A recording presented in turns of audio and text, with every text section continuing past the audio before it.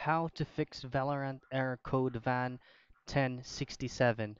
First things first, go to your Windows search and search for services. Click on OK.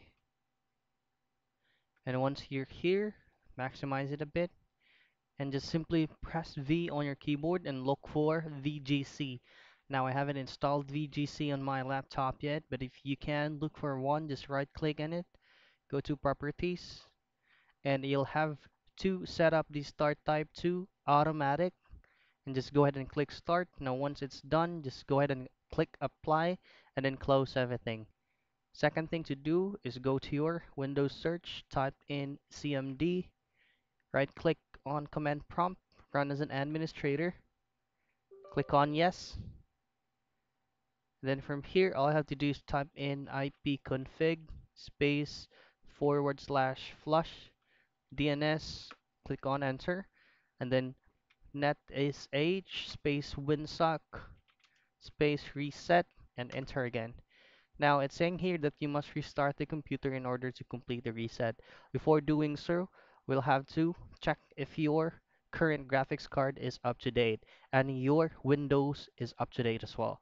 Go to your Windows search, type in check for updates. Now click on enter. You will be routed to your system settings. From here, all you have to do is go ahead and click on check for updates. You'll just have to make sure that your operating system is up to the latest version updated. Now, if that's fixed, just go ahead to your Windows search, type in device manager, click on it,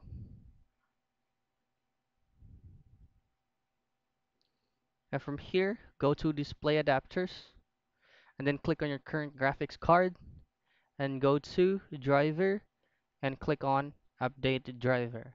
Now once you've done all of these troubleshooting steps and it's still not working, you'll have to uninstall and reinstall your Valorant application, and don't forget to restart your PC. So those are the steps on how you can fix Valorant error code van 1067.